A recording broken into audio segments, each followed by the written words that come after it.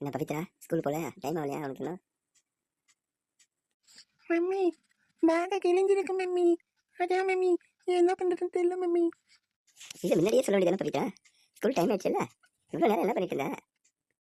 Mummy நீங்கள் அடிப்பீங்கன்ட்டு தான் சொல்லலை மம்மி. சரி ஓகே அதை விடு. சரி இன்னைக்கு லஞ்ச் என்ன எடுத்துகிட்டு போகிறேன்?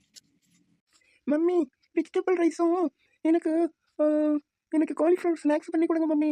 இதை எடுத்துகிட்டு போகிறேன் மம்மி. அவ்வளோ தானே பவித்ரா, இது ஒரு ½ ஹவரில் உனக்கு செஞ்சு ரெடி பண்ணிடுறேன், நீனும் உடனே கிளம்பு. சரிம்மா.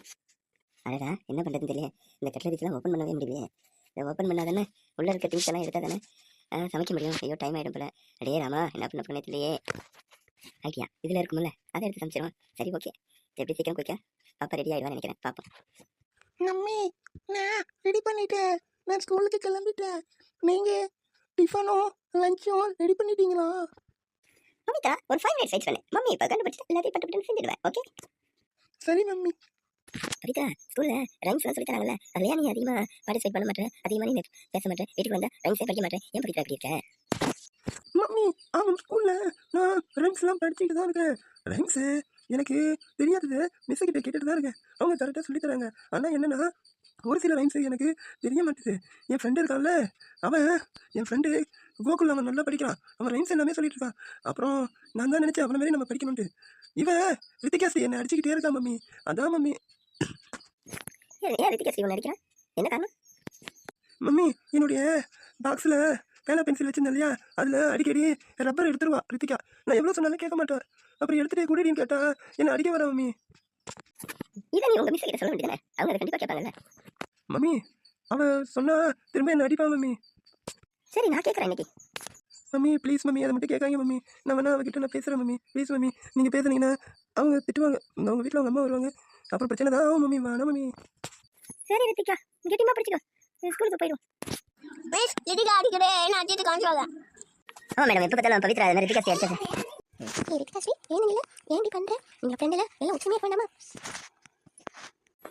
மிஸ் பவித்ரா தான் முதல்ல அடிச்சேன் மிஸ், அதுக்கப்புறம் தான் நான் அடிச்சேன்.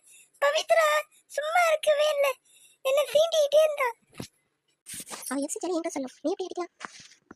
பவித்ரா ஏன் ரித்திகாஸ்ரீ சீண்டிகிட்டே இருக்கியா? அது ஏதாவது அவளுக்கு டார்ச்சர் பண்ணிகிட்டே இருந்தால் அப்புறம் அவன் அடிக்க தான் செய்வான். அப்புறம் அவன் அடிச்சது எதனால் சீண்டுறேன், ஏன் என்ன பிரச்சனை உனக்கு அவங்களுக்கும்? அவன் பிளேயிங் பால் வச்சிருந்தான், அந்த பால் எனக்கு ரொம்ப பிடிச்சிருந்தது, அந்த பாலை கேட்டேன். ஆனால் அவன் என்ன சொன்னா, இது எங்கள் அப்பா வாங்கி கொடுத்த பால், நான் உனக்கு கொடுக்க மாட்டேன் அப்படின்னு சொன்னான். அதனால தான் அப்புறம் நான் எனக்கு ரொம்ப ஆசையாக இருந்தது இந்த பாலை பார்க்குறது. அதனால நான் இது அவகிட்ட கேட்டுகிட்டே இருந்தேன், அவன் கொடுக்க மாட்டேன்னு தான்.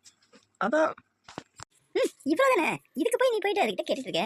ரித்திகாஸ்ரீ கேட்டது என்கிட்ட கேட்டு தான், அந்த பால் வாங்கி கொடுத்துருப்பல, ஏன் பவித்ரா இப்படி பண்ணுறேன்? பார்த்தீங்களா மேடம், சின்ன குழந்தைங்க சண்டை சிறப்பாகவும் வித்தியாசமாகவும் இருக்கு பார்த்தீங்களா? நேற்று அப்புறம் அவள் வந்து ரைம்ஸு படிக்க மாட்டா பவித்ரா. ரொம்ப நானும் ரைம்ஸ் சொல்லிட்டீங்கன்னா மம்மி நான் சொல்கிறேன் மம்மி அப்படின்னு இருக்கிறேன். ரைம்ஸே ஒழுங்காக படிக்க மாட்டா, ரைம்ஸை ஒழுங்காக சொல்லவும் மாட்டா. என்னதான் மிஸ், கொஞ்சம் என்னன்னு பாருங்க மிஸ். பவித்ரா நல்லா படிப்பி, உங்கள் அம்மா படிக்க மாட்டேன்னு சொல்கிறாங்க, என்ன பிரச்சனை?